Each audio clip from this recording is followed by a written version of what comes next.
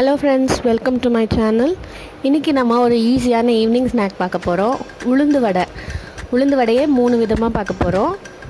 Normal வடை செஞ்சுட்டு அதுலேயே sambar vada and தயிர் வடை. ஸோ அதுக்கு என்ன பண்ணணுன்னு பார்க்கலாம். ஃபஸ்ட்டு ஒரு கப் உளுந்தை நல்லா வாஷ் பண்ணி ஊற வச்சுக்கோங்க. மினிமம் ஒரு 1 to 1.5 hour ஊற வச்சிங்கன்னா தான் நல்லா அரையும் பருப்பு. அப்படி உங்களுக்கு அர்ஜெண்ட்டாக செய்யணுன்னா ஹாட் வாட்டரில் ஊற வச்சிங்கன்னா சீக்கிரமாக ஊறிடும். நல்லா தண்ணி கொதிக்க வச்சுட்டு உளுந்து வாஷ் பண்ணிவிட்டு ஹாட் வாட்டர் ஊற்றி ஒரு தட்டு போட்டு மூடி வச்சிங்கன்னா ஒரு 1/2 hour to 45 minutesலேயே நல்லா ஊறிடும். நம்ம இப்போ இதை அரைச்சிக்கலாம். நான் இன்றைக்கி கிரைண்டரில் தான் அரைக்க போகிறேன். மிக்சியில் வேணால் கூட நீங்கள் அரைச்சிக்கலாம். எதில் அரைக்கிறதுனாலும் தண்ணி ஊற்றாமல் அரைக்கணும். உளுந்து முதல்ல தண்ணி நல்லா இருத்துட்டு போடணும். மாவு முடிஞ்ச அளவுக்கு தண்ணியே ஊற்றாமல் டைட்டாக அரைச்சிங்கன்னா தான் வடை நல்லா புசு புசுன்னு வரும். ப்ளஸ் எண்ணெய் அவ்வளோவா உரியாது உங்களுக்கு ஃப்ரை பண்ணும்போது.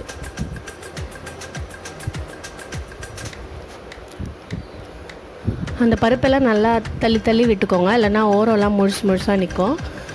அண்ட் ரொம்ப தேவைப்பட்டால் கொஞ்சமாக தண்ணி விட்டுக்கலாம்.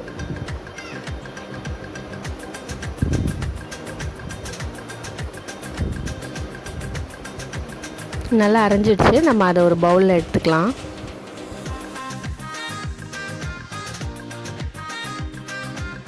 இன்றைக்கி நான் வடைக்கு ஆனியன், ஒரு சின்ன பீஸ் இஞ்சி அண்ட் 2 பச்சை மிளகா தான் சேர்க்குறேன்.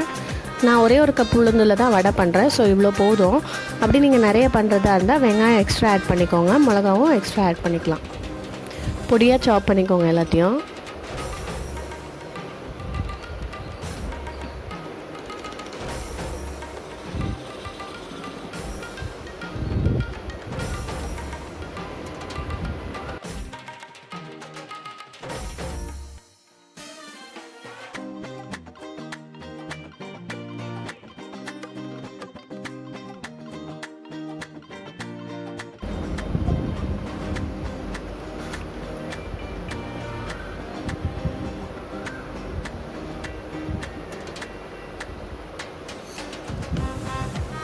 மிளகு போட்டு கூட சில பேர் வடை செய்வாங்க. முழு மிளகு கொஞ்சம் ஆட் பண்ணிப்பாங்க.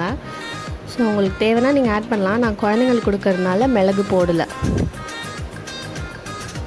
இது கூட நான் நல்லா வாஷ் பண்ணி கொஞ்சமாக கருவேப்பிலையும் கொத்தமல்லியும் ஆட் பண்ணி வச்சுக்கிறேன். ஸோ இப்போ நம்ம மாவோட ஆட் பண்ணிடலாம். மாவில் ஃபஸ்ட்டு ஒரு டீஸ்பூன் அளவு தூள் உப்பு சேர்த்துக்கோங்க. அரைக்கும் போதே சேர்க்குறதுனா கூட சேர்த்துக்கலாம். கொஞ்சமாக பெருங்காயத்தூள் ஆட் பண்ணிக்கோங்க. ஃப்ளேவரும் நல்லாயிருக்கும், ப்ளஸ் ஜீரணமாகறதுக்கும் ஹெல்ப் பண்ணும். இப்போ நம்ம அரைஞ்சி வச்சதெல்லாம் இதில் போட்டுடலாம்.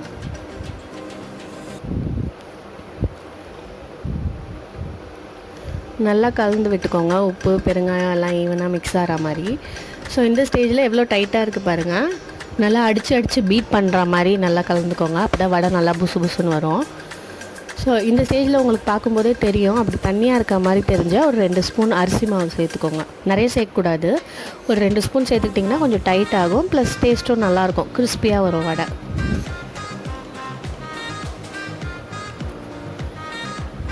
அவ்வளோதான், மாவு ரெடி. நம்ம ஆயில் சூடு பண்ணிக்கலாம். எப்போவுமே தண்ணி தொட்டு தான் போடணும் வடை. ஆயில் நல்லா சூடாகிடுச்சு, வடை போட ஆரம்பிக்கலாம். கை ஃபஸ்ட்டு தண்ணியில் நனைச்சிட்டு மாவு எடுத்து நடுவில் ஒரு ஓட்டை போட்டு போடுங்க. நடுவில் ஓட்டை போட்டிங்கன்னா ஆயில் நல்லா அந்த வழியாகவும் போய் நல்லா வடை ஈவனாக ஃப்ரை ஆகும். கவரில் கூட நீங்கள் தட்டி போடலாம், இல்லைன்னா வாழை இலையில் கூட சில பேர் தட்டி போடுவாங்க. நான் ஆனால் கையிலே தான் இப்படி போடுவேன். உங்கள் மெத்தட் எப்படியோ நீங்கள் அப்படி போட்டுக்கோங்க.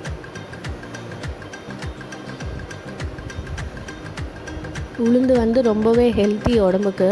அதில் ப்ரோட்டீன், ஃபைபர் எல்லாமே நிறைய இருக்குது. ஸோ இது ரொம்பவே ஈஸியாக செஞ்சிடலாம். ஊற வைக்கிற டைம் தான் அதிகம். அரைக்கிறதுக்கு ஒரு 5 to 10 minutes ஆகும். போட்டு எடுக்கிறதுக்கு ஒரு 10 minutes, அவ்வளோதான். குயிக்காக ரெடி ஆகிடும். 2 சைடும் நல்லா திருப்பி போட்டு ஃப்ரை பண்ணி எடுத்துக்கலாம். ஆயில் மீடியம் ஃப்ளேம்லேயே வச்சுக்கோங்க, இல்லைனா வெளியே டார்க் ஆகிட்டு உள்ளே வேகாமல் மாவாக இருக்கும்.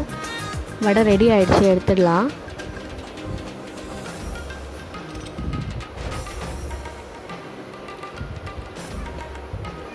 நல்லா ஆயில் ட்ரெயின் பண்ணி எடுத்துக்கோங்க. கொஞ்சம் நேரம் டிஷ்யூ பேப்பரில் வச்சுட்டு கூட நீங்கள் அப்புறமா எடுத்துக்கலாம். அவ்வளோவா இது ஆயில் குடிக்கல, ஏன்னா நம்ம மாவு நல்லா டைட்டாக இருந்ததுனால நல்லா தான் இருந்தது.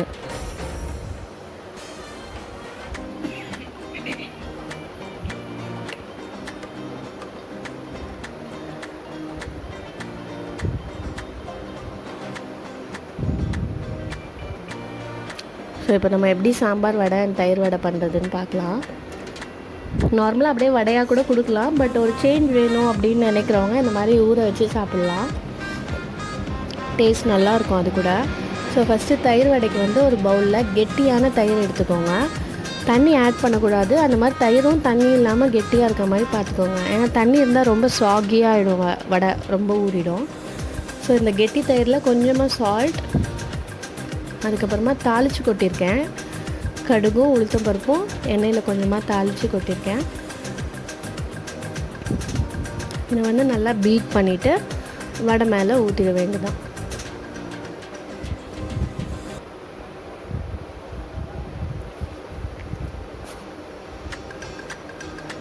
பாருங்கள், நல்லா கெட்டியாக தான் இருக்குது. தண்ணியாக இருந்ததுன்னா ரொம்ப டக்குன்னு ஊறிடும் வடை, சாப்பிட நல்லா இருக்காது. ஸோ கெட்டியாகவே இருக்க மாதிரி பார்த்துக்கோங்க. இது மேலே வந்து கொஞ்சமாக துருவின கேரட் நான் ஆட் பண்ணிக்கிறேன். அப்புறம் கொத்தமல்லி. அவ்வளோதான், நமக்கு தயிர் வடை ரெடி.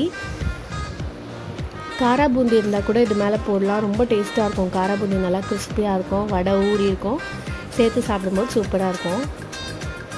சாம்பார் வடைக்கு ஒன்றுமே இல்லை. நீங்கள் மார்னிங் டிஃபனுக்கு வச்ச டிஃபன் சாம்பார் இல்லை மதியானம் லஞ்சுக்கு வச்ச சாம்பார் இருந்ததுன்னா அதை மேலே ஊற்றிடுங்க சூடு பண்ணிவிட்டு.